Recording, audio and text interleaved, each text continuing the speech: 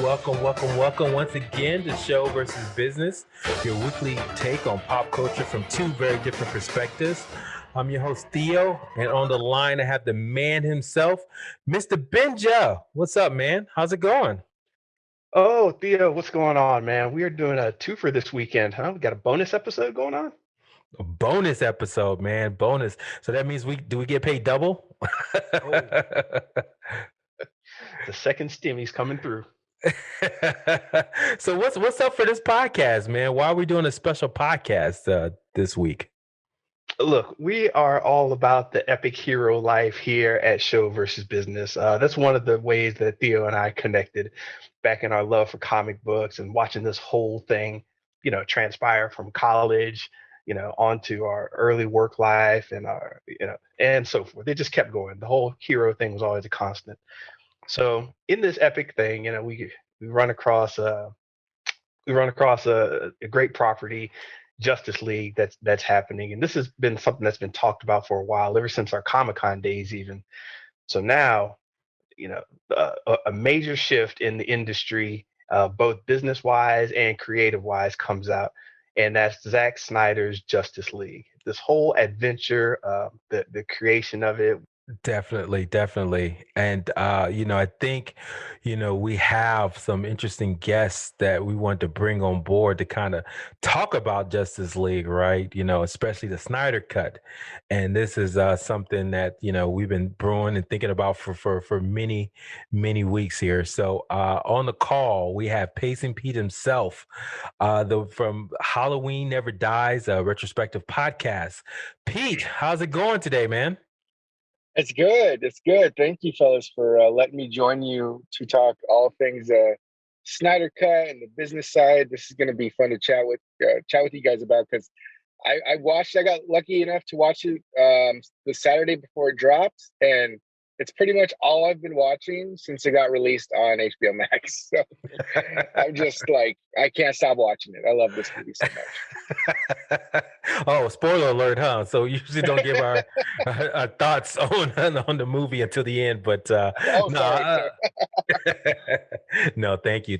Well, just to let everyone know, obviously we go back many years. I mean, we went back to Comic-Con. Oh man, what was that? 2011, 2010. I can't recall. It's been so long, but and then you and I did a podcast back when Breaking Bad was on the show, on TV shows back out there on the airwaves. And so, and I know you're a major podcaster, right? I think you've done multiple podcasts and, so definitely we're just honored to have you on our growing Thank podcast. you, guys.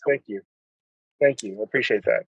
No, that's great. That's great. So we're probably going to get into the discussion briefly. So the Snyder Cut, man, how did we get here? So let's take a step back and talk about Zack Snyder, right, as an artist, right? So I don't know, when did you guys first hear about Zack Snyder? I mean, obviously he was a music video director, but for me, the first time I knew about him was the 300 movie that came out, and so. I don't know. What were your guys' thoughts when you first saw that movie, or maybe saw some of his music videos? I'll jump in on that one. This is classic, man. When 300 came out, I saw these visuals and I was like, holy crap, these are comic book visuals. This is like going back to the storyboards, the original way a comic should look and feel. And it's one of those properties where I had to stop and do my research. And that's when I learned about the music video thing and the whole Zack Snyder bit. But yeah, it was 300 for me as well. What about you, Pete? Yeah, definitely 300. I didn't learn till later on that he was a music video director early on in his career, but 300 was definitely the first time I'd ever been exposed to his work, and I loved it. Like, I just loved everything about 300. It was just visually just beautiful, and I know he gets a lot of crap for his slow motion techniques, but I always loved that aspect in 300, and then going on in his career. But it was one of the first times I'd ever seen, the way he shot his movies, the way he presented his stories, and I fell in love with 300 immediately. Oh yeah, 300 had a bunch of us guys out here trying to do 100 sit-ups, right? To get those six packs. Like the For crew, sure. man. Yeah, man. So it was like, I mean, it literally made Gerard Butler a name, right? I mean, he just Mhm. dominated the scene, and just that whole, this is Sparta, just got everybody so hype. And so that movie was a huge hit. It made I did the look back, it made about $456 million, right? And I think the budget was minuscule. So that really put him on the map. I mean, let's be honest. I mean, it was a small story. I think it was a graphic novel at first, right? Mhm. By Frank Miller, right? So Batman guy. And so he just, like you said, he took what was on the pages and kind of made them come to life and more iconic and realistic. And everybody say, oh, he's a force to be reckoned with. So he moves on from there. And then some may say this is an uh-oh moment. I thought it was pretty good. Watchmen, the movie. What'd you guys think of his showing there? Go ahead, Pete. Thanks. I love Watchmen. That was another one where, it comes from a graphic novel. One I actually never read before. I'd heard of it, but I'd actually never read the story. So, of course, after I watched it, I had to actually go and read the story, which I loved as well. That's But just so blasphemous. That's blasphemous, Pete. How'd you not read Watchmen before the movie came out? I know, right? And then here I'm a DC guy. Like I should totally know that. It's totally my bad. Totally my bad. But no, it was so beautiful. Like the way he shot it. I fell in love with every single thing in that story. The characters. It was just such a great take on superheroes, and one that during that time, I think that the MCU. I don't remember if the MCU had started yet. I know that we were still in the middle of the Dark Knight trilogy. So we had only really seen at least the mainstream characters like Batman, Spider-Man, X-Men was still going on at that time. We'd only been presented with those characters. So for Zack Snyder to come in and present this set of superheroes in a completely different way that we had ever seen before was definitely a very bold move. But I think it was a fantastic one. It was solid. I felt that like when I had my comic books back in the day, I had quite a collection. Watchmen was definitely one of them. And what's weird about it is I always felt it like people said, "Hey, what about a Watchmen movie?"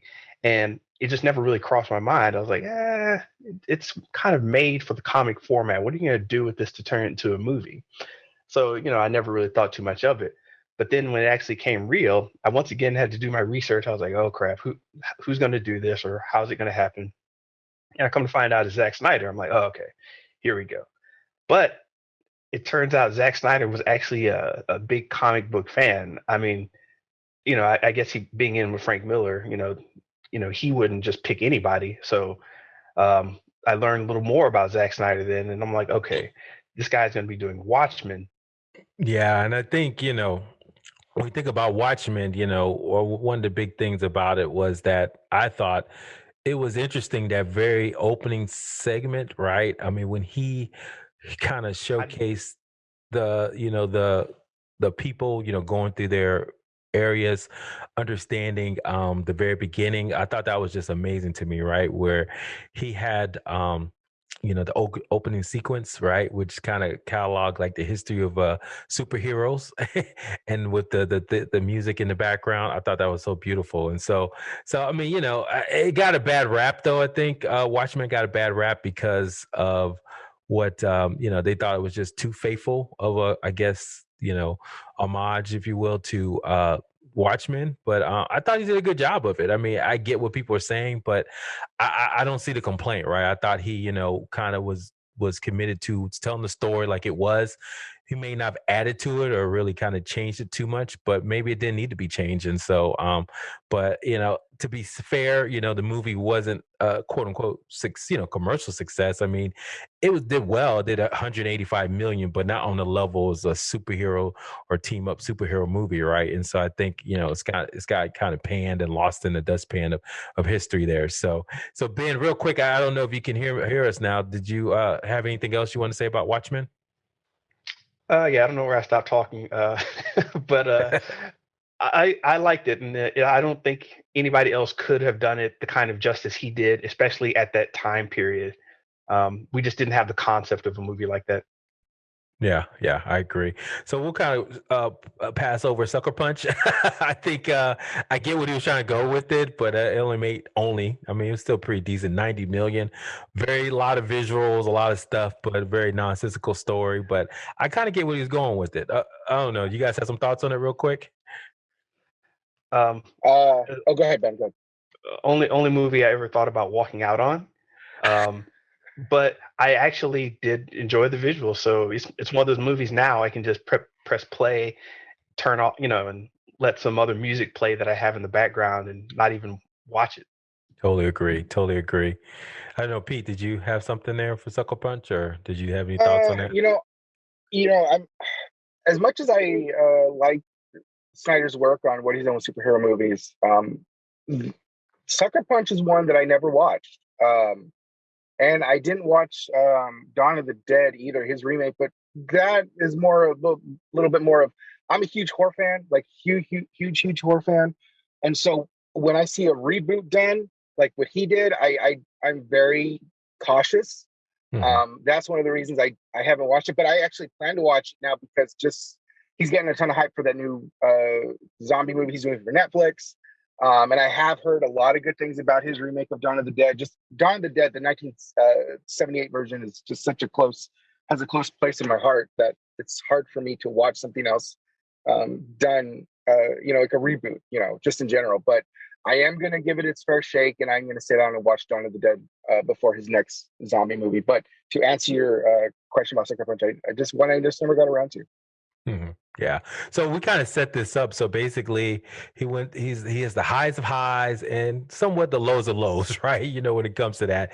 And then, DC, the Warner Brothers, came knocking, right? And brought him on board to really kind of, I guess, take over for Christopher Nolan, who created the Batman universe, and it was hugely successful, but they were looking for a new way to go.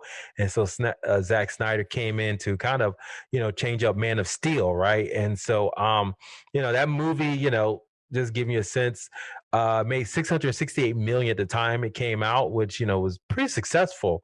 And to be fair, there's only been, I would say, about three other, if you think about solo, only one superhero in the film itself. I think Black Panther made 1.3 billion. Iron Man 3 made 1.13 billion dollars, and Captain America made 714. Captain America 2, the Winter Soldier, made 714 million. So basically, Man of Steel is kind of up there, when you think about solo. And I don't count Thor 3. That doesn't count because there was Hulk in there, right? So I would say, Man of Steel did pretty good, when you think about it in retrospect. But very great. I mean, he did make Superman seem, iconic, but then, some of the criticism of him is his movies are so dark, right? Or so, maybe too iconic, right? I don't know, Pete. I know you have some thoughts on, like, I know Superman is one of your favorite superheroes. So Zack Snyder's image of Superman, did that, gel with your connection of what Superman could be in a movie? I loved Man of Steel, and yes, Superman is definitely like one of my favorite, if not my favorite superhero. And I know Snyder gets a lot of criticism for his take on Superman. What I loved about his take on Superman in Man of Steel was that he took a character that we all know in comics is known as like a god, right? Like he comes to Earth, he lives, he's when he's revealed himself, everyone sees him as a god, and why not? He's literally called the Man of Steel. Okay, the only thing that can pierce him is kryptonite. And so how else would people view somebody like that, right? And so what I loved about his take is that he took Kal-El, who grew up on Earth. In this version, he wanted to do nothing more but be human. He wanted to just exist amongst, the rest of us Earthlings. And so he always was battling his Kryptonian side. He was battling trying to live a normal life. And when you take a character that is perceived as godlike and you bring them down to a human level, I love that because it makes them super vulnerable. It makes them have to look at things in completely different ways, and then I think that's what plays out towards the end when he has his final battle with Zod, and the way that fight ends, I feel like it's a very justified, because he lets out that huge scream, right? Of what he just did. He didn't just kill somebody, he killed the last Kryptonian that he knew of, because everyone else went into the Phantom Zone at that time. And so, you know, you see the remorse, you see this character who is a god brought down to this human level, brought down with these human emotions. And I've always loved that, because it's a Superman that's vulnerable, that is trying to be human, but knows he's not, but still has these emotions. That's powerful. No, I agree. I think one thing they did that was interesting to me was what Snyder did. He just made Krypton, you know, he's an alien, and he brought that alienness out of Superman, right? Because you're right. I mean, it's just weird. Everything he does is going to be a little bit off, a little bit different. And I thought that was a unique take on it, right? But I think probably what people probably got confused is because, you know, we all remember growing up with the Richard Donner Superman movie, right, with Christopher Reeve. It was so bright and airy and optimistic, and Superman is having a good time, being goofy and dorky, and we're just like, man, that's the Superman. You know, we just think that he should be, right. And even the Bryan Singer one, right, that came back out, Superman Returns. You know, he was still kind of dorky and goofy, right, and so that's kind of how people are kind of trained to think about Superman. And so maybe I think Zack Snyder was trying to think of it like, hey, he's an alien, dude. You know, this guy is it's going to be a little bit different take on everything he does. So yeah, of course, we grew up on Superman a certain way, but let's be real, he is an alien at the end of the day. So so maybe that's probably why people didn't get along with that portrayal. I don't know, Ben, you had any thoughts on like his portrayal of Superman in the DC cinematic universe? So, okay. Well, the portrayal. I think what Man of Steel really did, at least from my perspective, is it cemented Zack Snyder's DC vision. Because once you had Superman, Man of Steel in this looking the way he did, being presented the way he did, it's kind of hard to have something else come after that is not affected by that. I think the audience was just like, oh yeah, that's a new direction. We'd like to maybe see more of that. So I think that was the biggest thing that he did. And of course, that leads on to the rest of the movies afterwards and his role as producer. Yeah. So we'll kind of skip over like Batman v Superman, Dawn of Justice. I mean, it was panned again, but it made about 872 million. But again, it was seen as not successful. But like you're right, Ben. I mean, it's already established, what Zack Snyder's vision of DC was, right? But then, the big news was that, hey, we're going to do Justice League, right? We're going to introduce, and I think Wonder Woman showed up in Dawn of Justice, right? But then Justice League was going to introduce all these other characters, right? The Flash, Aquaman, right? And so I think Cyborg, and everybody was so excited about it. And unfortunately, Zack Snyder had that family tragedy where he had to step back. And then, of course, DC brought in Josh Whedon, who, quote unquote, now he's kind of pariah right now. But at the time, he made the Avengers work, right, at the end of the day. And so they thought he could be brought in to kind of basically make DC like the Marvel universe, right? Marvel MCU. And I don't think it was successful at all. So Pete, I mean, now, we'll get into the Snyder Cut, but I mean, at the time when you watched Justice League, right, what were you feeling when you saw that movie? It's funny. I look back. I was watching Justice League again last night, and I was looking back just on tweets because I really wanted to remember what was I thinking when I watched it the first time, because I really don't remember a whole lot. I think because once there was all these articles about what had happened behind the scenes, what I had perceived before that, going into that Justice League in 2017, completely faded away, because I looked at the movie with a completely different set of eyes now.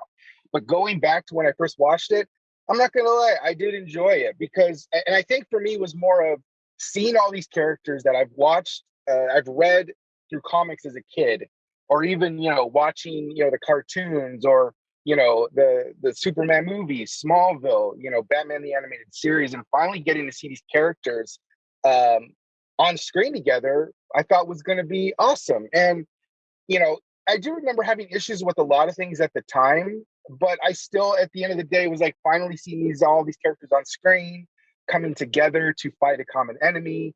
And I know that sounds very generic, but not ever having that before, it was just really cool to see. And so, aside from what happened with the Whedon, which we found out later on, at that time, I can actually say that at that time I did enjoy it.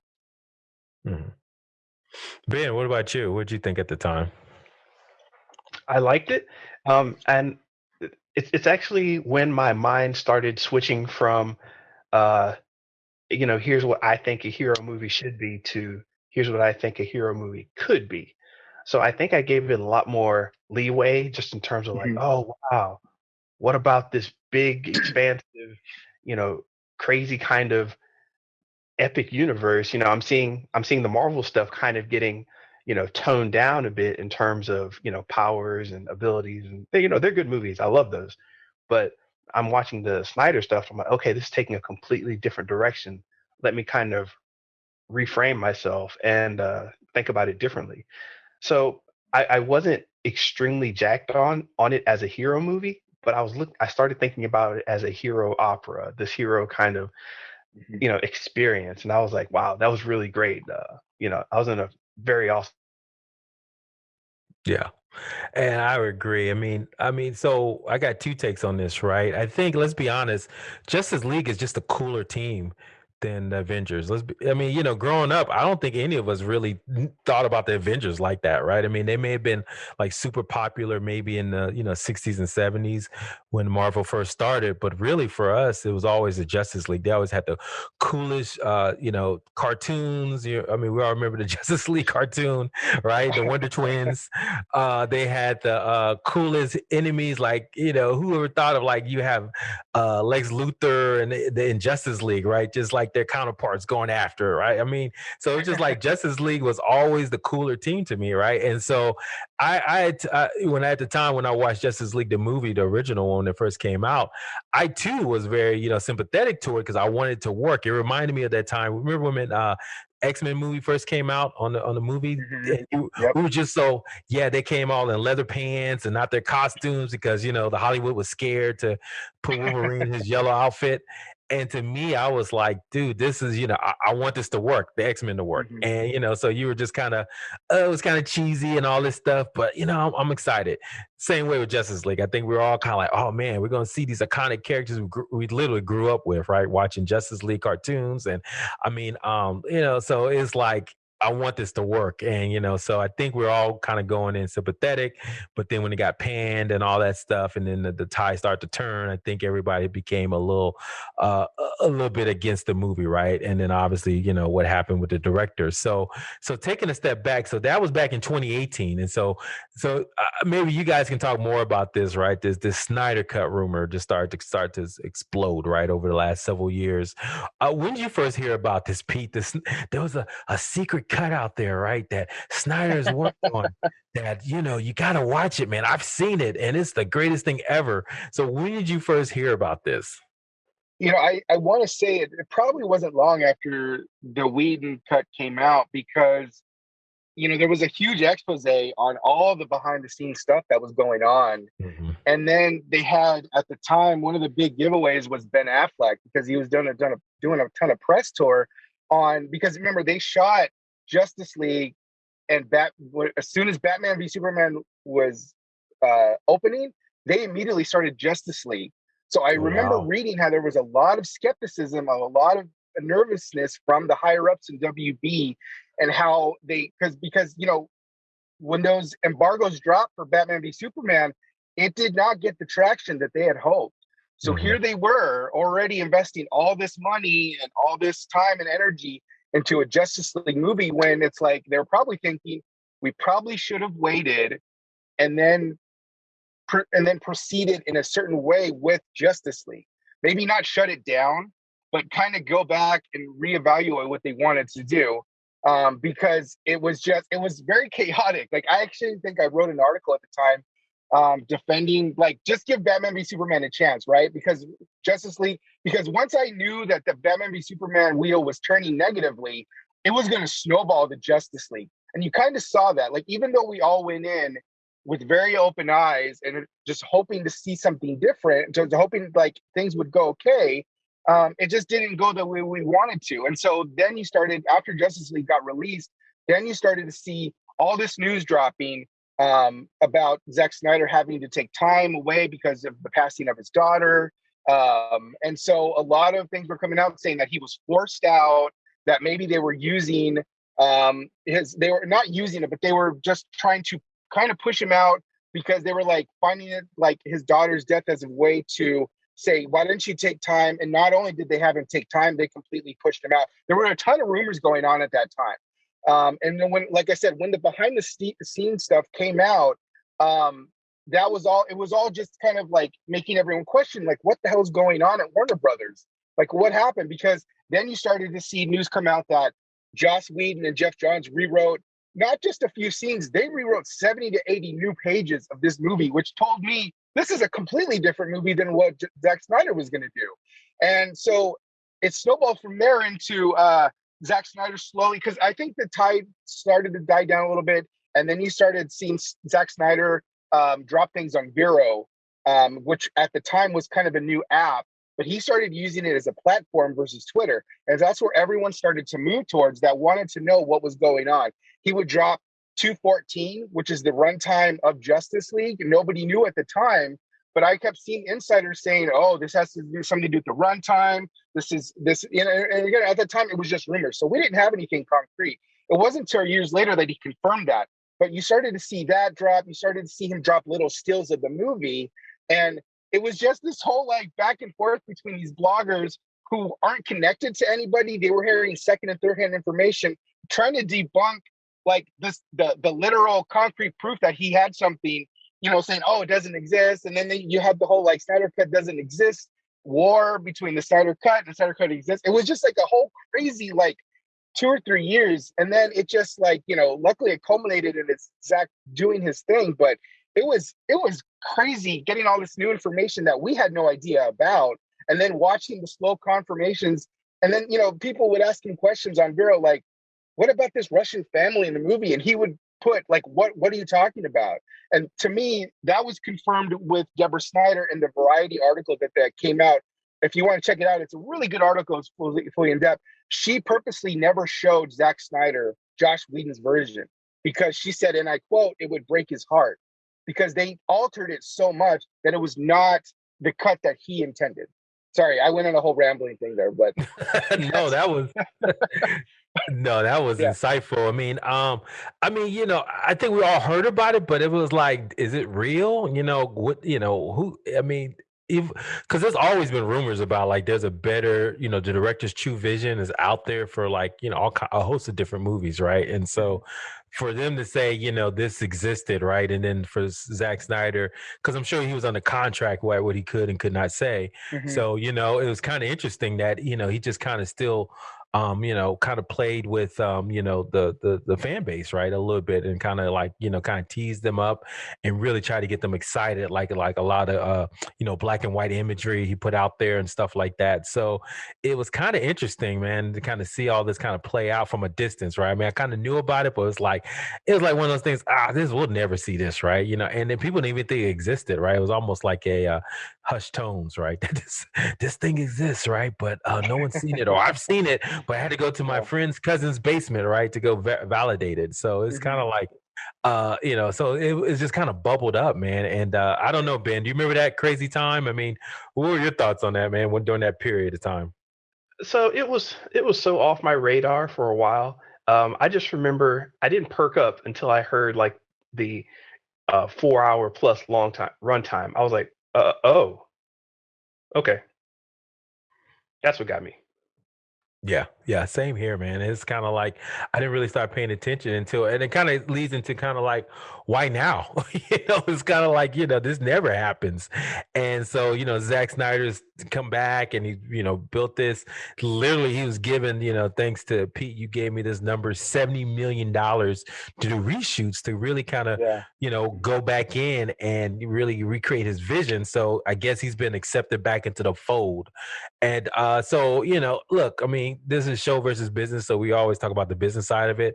It's obviously was by the corporate overlords. They made a business decision that the fan base for Zack Snyder was so huge and so worthwhile that it made better sense to bring him back into the fold and give him what he wanted. And what he wanted, I guess, was to recreate and really go back and really do his vision. Is that your take on it? That was really, they say, hey, Zack Snyder, how can we, bring you back, to us, to DC, to, Warner Brothers?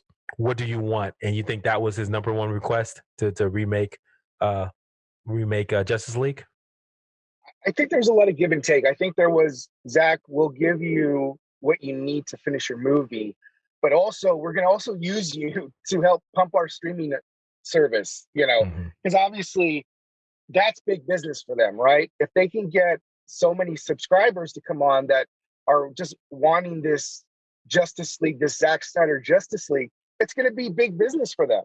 And so now that you've had this success, it's going to be interesting to see where they take that from here, because, are they, we're still in this pandemic.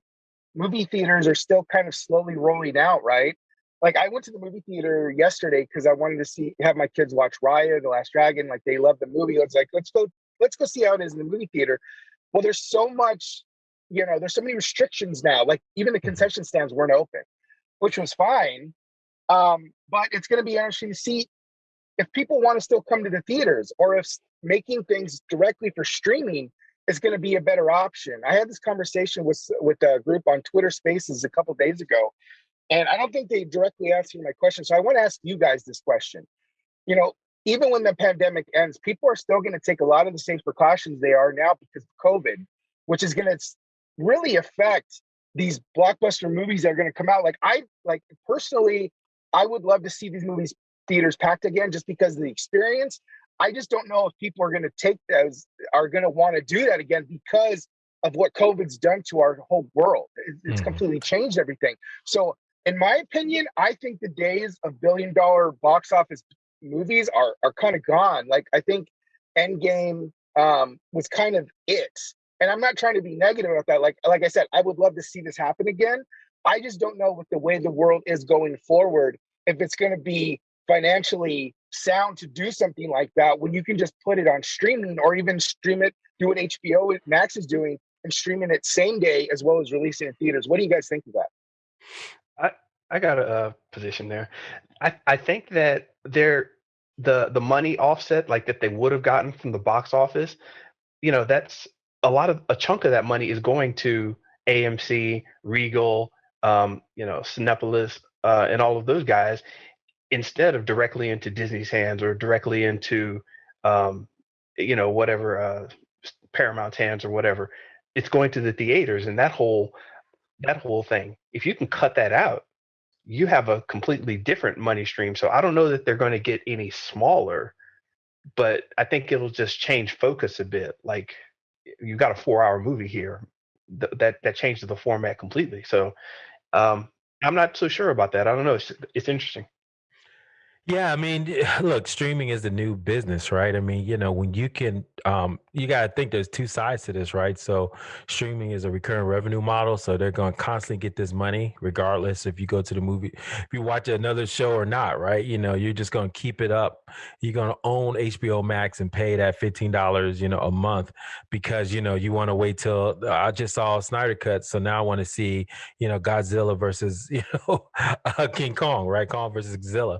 And so it's kind of like, they just like, okay, I can count Theo, Pete, and Ben. They're going to pay us their money, $45 every month, right? Because we're going to have the hot shit coming out every month for it. So to them, that recurring revenue model is also very valuable in the stock market, right? So, Netflix has shown that if you just grow your subscriber base, right? Disney, they went to 100 million subscribers in 16 months, and you saw their stock price literally has doubled. It was, I can remember buying the stock. Full disclosure, I own Disney stock. I bought it at like $100, right around April of last year. It went up to 200, right? It's like 198 or something today. And you would think Disney, of all companies, would have been devastated by this, right? Their stock should have been in the toilet, because everything was driven by cruise lines and amusement parks and movies, but because they had Disney Plus and they had hits, Mandalorian, and shoot, drawing a blank. Oh, Winter Falcon, Winter Soldier, and WandaVision. Then of course they're doing better because that streaming service is just pumping out, content. So to your point, Pete, where's it going afterwards? I don't know. May 6th is when Black Widow is supposed to come out on theaters. Bob Iger and and Chapek and all the rest of the mucky mucks over at Disney are saying it's still gonna come out only on theaters, but we'll see, man. I doubt it. May 6th is not too long from now, and so if I wouldn't be surprised, to your point, that they'll do kind of like a dual release where it'll be showing up on Disney Plus and Premium. But if you want to go see it in the theaters, you can. But they know they gotta get Black Widow out because they got so much story they gotta get through, right? So so it's gonna be interesting, man. I don't know. I mean, like you said, I still love the movies. I want to go to the movies, but you're right. It's probably not the same experience, and I'm just ready for it to get back. So, with that being said, I think, we kind of want to, kind of talked about why now, the context. So let's just get into the movie, guys. I mean, we've been talking around about it, but I mean, so probably what we'll do is, it's so many different parts. It's a 4-hour movie. We're not going to be this podcast for 4 hours. So what we're going to do is probably go through each part. Yeah. What you about to say, Pete? Oh, I thought this was a 5-hour podcast. It's not a 5-hour podcast. No, we still not have at all. the epilogue to finish after the 5 hours, guys. I know it was a lot, man. It was a lot. So what we'll do is probably go to each section. Maybe we'll do a quick roundtable of like, okay, what'd you like? What do you think changed? And then, was there any cool quotes or stuff like that or imagery that you like? So let's start with the first part. Well, you know what? Before we get into that, well, no, let's go through each part and then we'll talk about our overall impressions of the movie. So part one, don't count on it, Batman. So my quick take on it was I really loved how they explained the mother boxes a lot better, right? And I liked the beginning of Themyscira and how they saw the Amazons fight, and really, sacrifice their lives to save it. And so to me, that was, and then the Wonder Woman hero shot and with all the action she did was wonderful. So I thought that was a plus for Wonder Woman and her whole mythos, right? So that's what I liked about part one. Yeah, part Yeah, one. Yeah, Barry, do you want to go again? I thought part one was totally solid. Getting somebody into a movie right off the bat, I'm really big on that. I don't like waiting, 40 minutes into the movie before it kind of starts. Right off the bat, they let you know it was a hero opera when you've got Cavill singing his lungs out at the beginning, just like, oh, it's an opera. Here we go, Pavarotti. So I was just feeling the whole vibe. And what say you, Pete? I totally agree. I love that it basically picked up where Batman v Superman left off. There wasn't a huge gap there wasn't a huge block of time in between. Like they jumped in pretty quickly. And I loved how Superman screaming because he was just stabbed. It not only harkens back to that line in that Lex Luthor drops in Batman v Superman when he says the bell's been rung, because you see how it literally affects everybody with the mother box, and the Amazons, in Atlantis, where they're guarding these things, where Cyborg notices it too. Like, I love that it affected everybody, like something like that, like the Superman, as we saw in the comics, like it affects everybody, and especially in this story. And I thought that was shown and executed just so brilliantly. Love it. Show him your fear. We have no fear. Love it. Oh, yeah. Beautiful. 300. Beautiful. Yeah, 300. Yes. 300. So Zack Snyder once again. So part two, Age of Heroes. So a couple of things that came up for me was let's see. So it was funny they went back in time. Looks like that was a cutscene from a video game. So it was like, oh wow. So this is like, I'm done with that level. So let me watch this cutscene, right? So but I did, and it kind of gave me a sense of like Lord of the Rings, right? You have the Atlanteans, the men, and the Amazonians fighting, and then I think they had the Green Lantern in there, the CGI Green Lantern. Mm-hmm. So I thought that was kind of cool, but a little hokey. That seems that's probably where the most of the 70 million went for the part two. But that was my thoughts on it. Any thoughts on part two, guys? Age of Heroes. Yeah, I mean, it did its job to me. You know, it just kept it moving, um, giving a little more of the background that I was actually interested. I'd actually like to see that as a miniseries. I posted this last night on Twitter and Instagram. You know, it'd be great to see like a 7 or 8 part miniseries that showcases, you know, that backstory leading to the confrontation with Darkseid. And I mean, I think it would be just, you know, you do it like Game of Thrones style, right? Instead of carrying it out for 7 seasons, you only have 7 episodes to execute it. And I mean, just that little bit I thought was so freaking cool. And yeah, I love that whole backstory. So moving on to part three, beloved mother, beloved son. I like this part. I mean, it really was introduction to Barry Allen and Cyborg and who they were, what they were about. Cyborg's story getting fleshed out was huge, right? It really made a lot of sense. And I even like Flash hero moment, right? I mean, it just, you know, if you're a big fan of the Flash TV show like me, you know, it's a totally different portrayal of the Flash that we're used to. And so the way, man, I can't remember the actor's name right now, but the way he portrays the Flash is kind of twitchy and, you know, always on edge.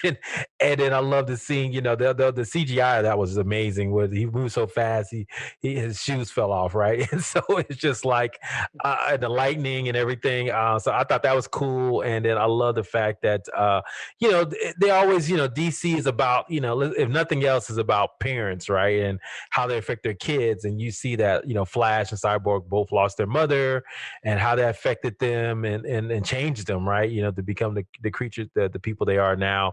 And so I thought that was kind of interesting. And then also we saw that Cyborg, you know, he's got a little potty mouth, right? You know, saying fuck the world, you know, it's just a little angry.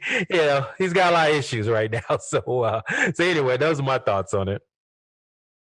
Yeah, that was really cool to see the introduction of Flash and Cyborg. And it's unfortunate that got cut out of 2017 Justice League, because a lot of that was still filmed. So I'm wondering, like, what was Warner Brothers thinking when they wanted to take that out? Maybe it was a whole time constraint. Maybe, I don't know, but it just felt like, you know, Zack Snyder always said Cyborg was the heart of the movie, and I felt like that stuck out so much when you learn about his backstory and where he comes from, what he does when he helps that lady win the Gotham lottery, and, you know, the struggling single mom. And that was such a powerful moment, I thought. And then the introduction of Barry Allen was just so fantastic. Like, Ezra Miller, you know, I thought he was okay in the 2017 version of Justice League. In this movie, he won me over. And him saving Iris was just a great scene, beautiful scene with great music, and just his humor at the end was just really, really good. What say you, Ben? Any thoughts on that one? You know, if I'm saying something, I don't know if my computer thinks I'm saying something whack and it tries to cut me off, but nah, man, I'm all about the history and the context of these characters. I think that's what the movie was really about. You know, as opposed to a really strong plot-based story, it was really about characters and family, and they set that up well, and this chapter really showed that. So I'm glad Snyder did it this way instead of a bunch of convoluted hero plot story. Yeah, and you know, you brought up a good point. I mean, Ezra Miller, thank you for the actor's name. I mean, he was even good in the scenes with his dad. I forgot how powerful that was, right? I mean, you know, he's the funny guy, right? And so he was still funny even in Snyder's Cut. So I thought that was cool. So he didn't really have to do a lot with that character. But I mean, he was, you know, he showed that pathos that you need to kind of show, you know, he's just kind of like, you know, wandering the world because, you know, he's so, you know, upset about his dad. So I thought the actor did a phenomenal. So I'm excited. Hopefully they do. Is they going to do a Flashpoint? I hope they, you know, get that done. And Ezra Miller does a great job. So I'm excited for his movie. So that'll be great. Just to add on to that, Theo, like, I think what I'm loving about seeing Ezra Miller again is the fact that it's already been confirmed that Michael Keaton's going to return as the '89 Batman, obviously a much older Batman, in the Flash movie. And so I'm actually excited to see those two have this comedic banter, which is definitely coming, because we all know that, you know, even though he's Batman, Michael Keaton has some comedic chops. He's a funny guy. So it's going to be really cool to see those two have really good dialogue together. Like I'm really excited to see what Andy Muschietti has planned for the Flash movie. Totally, 100%. Did the family vibe seem over the top to either of you? Which family vibe? Everybody's got the lost mother or lost father or something. There was just always this little. I don't know if it was played over too much for other people, but I thought it was fine. I Dude, don't think so. I mean, have you not watched a Disney movie or comic book TV show in the last 40 years? Every Disney character's dad dies right in the first scene. But anyway, but you're right. I mean, I mean, they're all broken characters, right? Like they all have really tragic backgrounds. So, I mean, the whole point was them coming together not just a team, but maybe even like as a Justice League as a family too. So, I mean, that's the family that they lost when they were younger, and that's family. That's them coming together as a team and a family as they move forward as a team as the Justice League.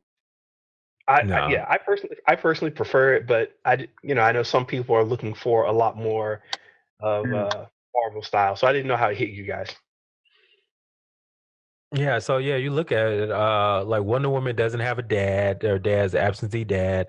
Superman, dad died of a heart attack. Batman's parents both gone. Flash's mother's gone. Cyborg's mother gone, created him, and his dad is gone now. So yeah, it's all about family, man. So anyway. Yeah, man. They're all, welfare kids, man. Come on. They need help. It's okay. It's okay. Batman just buys the bank. It's cool. Yeah, exactly. So real quick, part 4. I don't have a lot for part 4 Change Machine. I just have the Martian Manhunter. That was a cool little reveal where it was Martha, right? She came out talking to Lois Lane, and there's Martian Manhunter, right? And so yep. We could talk about his relation in context of the movie, but it was cool to see. But I don't really have too much to say about part 4 unless you guys have more thoughts on that one. No, I mean it was a cool reveal. I kind of wish Snyder hadn't teased that like prior to the movie, because he had talked about how Harry Lennox's character, General Swanwick, had always been that character. So, I mean, it was cool to finally see like Martian Manhunter on the big screen, but it's one of those things for me. I kind of wish I hadn't known about that prior to the scene. Not that I knew it was coming, but I knew that he'd already revealed that was going to happen. He just didn't confirm it was going to happen at what point in the movie. Yeah, I agree. Ben, you thought anything about part 4? I mean, that was the only thing. Quite frankly, I may have briefly closed my eyes during part 4. I don't recall, but I don't know if you guys remember anything else about part 4. I'm trying to remember what happened in that. You call it Change Machine. I believe that was when they all got together and kind of learned about a little bit of history of the Mother Box, and that was when they decided that it was at that point they needed to use the Mother Boxes to bring Superman back, which was a huge contrast from the other Justice League where they were at odds with each other, and it was like one team versus the other team on who wanted to do it, versus everyone pretty much was like, yeah, we need to do this. Aquaman was the only hesitant one, but they don't listen to Aquaman. So. Obviously. No, yeah, you know what? I have that in part 5, but you're right. They did. Oh, it did make a. Oh, my bad. Well, no, but I think they may have started talking about it in part 4. I may have missed some of that dialogue, but it did make a lot more sense, right? Because you kind of hinted at it when he had died, right? That screen went out into the world and the universe probably, and now the Mother Box says, okay, it's time to wake up because this world is ready to be invaded, right? There's no hero protecting it. And so now they're like, okay, if we bring Superman back, we can probably, stop all this madness in a heartbeat because he's just the most powerful, right? So I think, that kind of made more sense to me in the scheme of things, but it was kind of grim task, right? To kind of start going and digging up a dead man's body again. But I thought that was kind of interesting. Let's see. So we're moving on to part 5. Just a few things here. I look at the little things here. Like, so Ryan Choi, is that the Atom in the comic books? The guy who was hanging with Joe Morton or the Cyborg's dad? Do you guys know off the top of your head? Well, I know that I don't know specifically in terms of the comic books. I know that Snyder did confirm that he was supposed to take on the mantle of the Atom in this universe. Because I remember hearing about his casting way back when Snyder was filming this. And so I wondered how that would play in this movie. And so finally getting to see it was pretty cool. But yeah, he was intended to be the Atom for for Snyder's Justice League. Little things too. Lois Lane, were they trying to hint that she was pregnant? They had like a long shot of her with the pregnancy test in the drawer. Was that where they were going with that? That was 100% happening. And it actually, I heard some people talking on the stream about that specifically. And I'm getting ahead of myself, but I'll wait. I'll wait till we get to that. I don't know what part is when Superman comes back, but yeah, that was definitely confirmed for her to be pregnant with Superman's child. Gotcha. And then finally, I thought that Joe Morton, classic guy in the movie, thought he did a great job as well. So it was exciting. Joe Morton, for those that don't know, he was in Terminator 2 back in the day. And so he had a big part, way big part than he did in the original. So I thought that was kind of cool. Miles Dyson. He was the one that created, was it Cybernet or? Skynet. Skynet, thank you. See, you're better at that. Perfect. So, all right. So moving on to part 5, All the King's Men. So look, well, no, excuse me. So part 6, Something Darker. So this is I guess this is about Superman coming back. And so, I mean, the real thing that kind of, and Ben, I know you hinted at this, right, in a tweet, but man, that Superman hero moment, I'll be honest with you, man, the two fathers speaking to him at once, I thought that was really powerful, man. I mean, I'm a big fan of the new Superman and Lois TV show on CW, and they kind of hint at that a lot, right? That whole Jor-El and Jonathan mix, how, he's driven by two dads, right? And it's kind of like, he's trying to please both of them, and so he's kind of always driven to try to be the best he can on both sides. And so when he's just walking in the Kryptonian ship and he hears their voices back and forth, that's his guide, right? To figure out if he goes too far to the alien side, right, then, he's not going to be, useful for humans. When he goes too far to the human side, he can't help the humans. So I thought that was a really powerful scene. And yeah, I got a little misty eyed a little bit, but to me, that was pretty good. So I think that was the best part of that. I can't recall, was that I don't think that was in the original. Is that right, Pete? I think you know better than us. Do you know? I'm sorry, I'm drawing a blank. The Superman, when he first woke up, he went back to the ship before he put on the black outfit, to fly. That whole scene, no, that sequence, no, that is not in there at all, and that's unfortunate because it's such a great scene. And hearing Jor-El and hearing Jonathan Kent, and I actually found out that they recorded those lines separately, so that was all brand new material. I thought it was just taken from Man of Steel. But no, that was actually lines that Kevin Costner and Russell Crowe actually recorded separately. Powerful. Didn't know that.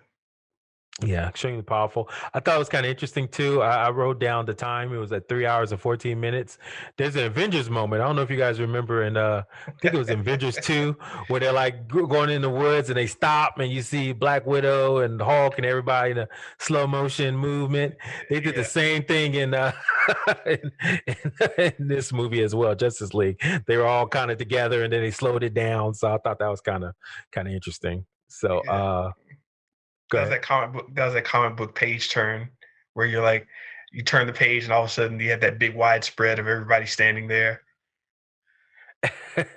So look, this is the end of the movie, right? Part 6, right? And so do you want to talk? I mean, spoiler alert. I mean, we kind of hinted at a lot of different things here, but before it gets into the epilogues, what do y'all think about the ending now? So obviously, I think the ending made more sense. Superman came back, beat his ass, but in this one, he's Superman, they lost, right, initially. And so now Flash had to do something by going back in time to kind of bring things back to normal. So what you guys think about that ending? Was it climatic enough? Was it cinematic enough? What were your thoughts on how they decided to change it up a little bit? I got some ideas. Actually, can you hear me okay? Yeah, we can hear you pretty good now. I switched headphones and along the way. Anyway, yeah, I liked it. It, unlike a lot of these new hero movies and the Marvel formula, basically, I didn't feel like it was setting up for the next thing, even though it clearly was. You're setting up that you've got this other guy out there, and Darkseid and his armada are going to come through. But it felt like you closed the book and you were able to say, no, we were all apart. We came back together. We hugged as a family and we beat that ass. Don't come around to my front door with your problems. And I was like, oh, there it is. I'm happy. I don't know how you guys thought about it. I loved the ending. I thought it was more satisfying than the 2017 version. This Superman seemed extremely awesome. I apologize for the background noise, guys. I thought it was handled really well. Superman just seemed more badass. He seemed funny. That great line when Steppenwolf tries to take out Cyborg and he hits Superman, and Superman just looks at him and says, "Not impressed." Such a great Superman moment there. And I loved every single second of that. Yeah, I have that as well. I have that as well. So good, right? So good. And then you take Junkie XL, who scored a fantastic movie, and then he took what was so great about that scene and the music is he took the core elements of the flight track that Zimmer wrote for Man of Steel, and he just elevated to an epic tier that, in my opinion, lives on its own. Like this is the score we need to hear from now on a Superman movie, because it is so epic. Like that is what I wanted in 2017, and that was just sorely missed, and it just hit so well at the end of this movie. No, you hit the nail on the head about it. It was like the hero moment, Superman just not impressed. Now the whole ending, some people have gripes because basically, spoiler alert, Steppenwolf went through the portal. Wonder Woman had to get that head chop in, brother. She had to chop it down. But it was so cool, man. It was in slow motion. He was like, "Oh, where am I going?" And he got punched in. Wonder Woman had to end it real quick, chop that head off right the foot of Darkseid. So, I mean, dude, it's like don't bother coming to the Earth, man. You're gonna get this. You're gonna get this smoke if you come through. So I thought that was kind of cool. But some people might think it was a little too grim, but I loved it. I thought that was fine too. I actually heard more complaints about people being confused as to why Darkseid didn't come through right then. Yeah, good point. I don't know, Pete. I don't know. Do you have any thoughts on why Darkseid is like, I'm good? I thought it was funny, because here's Steppenwolf, like dismembered head going through the boom tube, and I love Darkseid's reaction. Like he doesn't get pissed. He doesn't like look at the Justice League and be like, "I'm gonna avenge this guy." He steps on his head, and he's like, that pretty much encapsulates his feelings about Steppenwolf. And then Desaad, who's like the biggest hater in the world, like in the galaxy, is like, "See, I told you, this guy had nothing," And there's actually these really funny memes. I don't know if you guys watch The Office, but the running joke is how Dwight is the assistant to the regional manager, and then Desaad is like, "Now I'm the assistant to the Dark Lord" or something. It's really funny, but it just like just Desaad is just hilarious because he's such a hater, because he knew Steppenwolf was going to fail the whole time, and Darkseid's like, "Yep, you were right."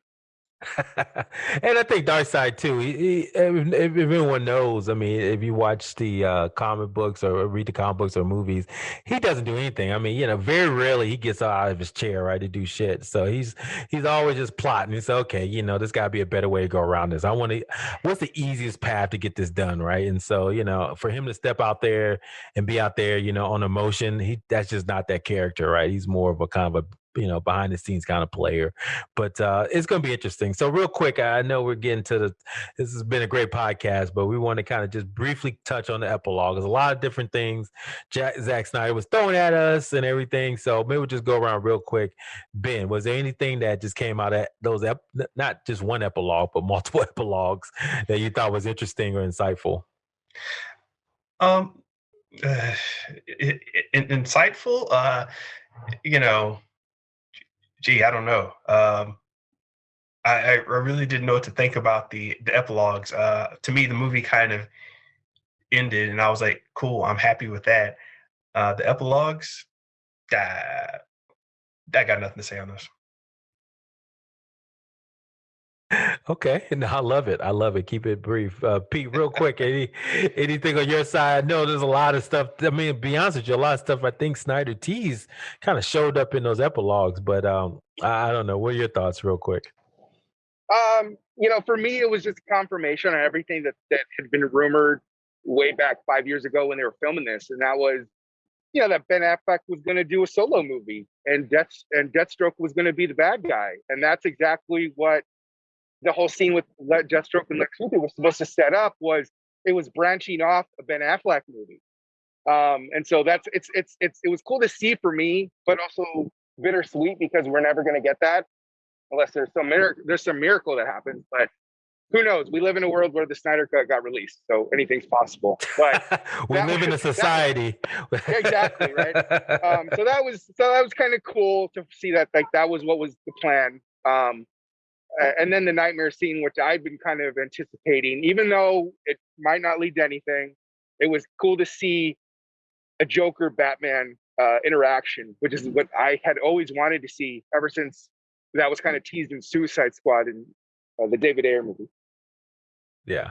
I would think that Jared Leto, I think that was his best Joker. I mean, I loved, his interplay with Batman and the way he was kind of teasing with, messing with them and things like that. So I mean, so Jared Leto just, he was at the very bottom of all the Jokers. He just went up a notch in my book, for that portrayal. So good for him. But overall, like I said, I mean, be honest with you, a few notes. I mean, Batman, Iron Man is just a poor man's Batman. I mean, let's be honest, because it was like that palace he stayed in, when Martian Manhunter showed up was fabulous. And then everything about Batman is just super cool. So it's just like, people love Iron Man. He's the man now, but we all know who's really the man, Batman, right? So they'll get it right eventually, I'm sure. But Batman is definitely the guy. And the MCU stands are going to come for you, Theo. I love. Hey, they can come. They can come. They come for me, man. Batman always rules, man. Dude, Batman is just the man. I mean, regardless who plays him, it just you can't. I mean, he just the wealth and everything else he does is just he was just cool. So, and he doesn't have a lot of baggage like Iron Man does. He doesn't have a lot of baggage. You kidding me? Man, he's not dealing with no drinking problems, man. He's not trying to date Pepper Potts. Man, that's a HR violation waiting to happen, man. Come on, dude. Batman out here focused, man. He's out here about that. He's out here about saving lives, man. Oh man. If I could add on real quick, just one more thing about Batman and Ben Affleck's portrayal. I just thought it was a fantastic arc from Batman v Superman, where he totally hated Superman, just saw him as an alien that could destroy the world, to somebody who places his faith in Superman, was inspired by Superman, and just by the end of the movie, he was the Batman that we all know. And I just wanted to make a comment that was a great arc. Yeah. You asked about the little interesting tidbits earlier. I will say that I perked up a little bit on the extended where we were talking about family, how they even included Robin as being like his son figure, and Joker was poking at him for that. So that got me. Props to that. Yeah. I mean, so overall, I think, we all liked it. I mean, I would say for me, it just, I mean, I mean, but look, it's going to be a 4-hour movie. Of course, it's going to explain a lot more than a 2-hour movie. So to me, I think number one, just by have a longer length, it made more sense. But also, I felt that the hero moments really shined the most for me. I will say that there were some parts where a little bit overlong, and there could have been some more cut even from the 4-hour movie. But like I said, I'm glad he got his vision out, and it does make me wish there could be other movies. But guess what? I don't look. They never say never, man. We never thought we'd get a Snyder cut. So any one of these epilogues could be a movie. Watch out. Hey, I got to jump in on that one because a while back we were talking about why Warner Brothers did this in the first place. I do want to add that Warner Brothers at the time doesn't have a hero guy. There's no guiding force behind any of the hero stuff. It's not a protected kind of property under their corporate umbrella. So if they need a guy, they're going to rely on Snyder, and I think he's up for it. So I can't understate that enough because that's the guy that they're going to go to. So Pete, you ready for a Snyder Cut Batman, Snyder Cut Martian Manhunter? You ready for it all? Yeah, I can't wait. I hope we get more. Like I said, we'll see if we could get more. I'll take hashtag restore the SnyderVerse. I mean, I want it all, man. Hashtag restore the SnyderVerse. We're going to put that out there, buddy. So, Pete, man, well, thank you for your time today. This has been wonderful, great discussion. Very deep cut into just one movie, but I think it was well worthwhile. Everyone, once again, Pete, where can people listen to you, follow you at again? You can find me at PacingPete on Twitter, at PacingPete on Instagram. I do co-host the Halloween Never Dies podcast with my good friend Sabina Graves, where we go through each installment of the franchise as we lead up to Halloween Kills, which comes out in October. So if you feel like revisiting a little bit, we like to talk not just about the plot of the movie, which has probably been rehashed over and over again. We like to get into the history, how the movie was made, the behind the scenes stuff, not necessarily like the business side you guys cover, but we talk a little bit about that. So thank you, but guys, thanks for letting me come on and talk about this, because I could probably talk about it for like 3 or 4 more hours. No, that's awesome. Well, hey, Ben, well, definitely, it's been a great special podcast doing what you've been, and Pete, and Ben, if there's nothing else, man, take care, man. Hey, you too, man. Peace. Thank you for listening to Show versus Business, your weekly take on pop culture. Please subscribe to this podcast at Apple, Spotify, Stitcher, or wherever else you listen to podcasts. Please like and subscribe to our Instagram page, Show versus Business, to get exclusive behind-the-scenes takes and upcoming episodes. Talk to you next time. Finish him!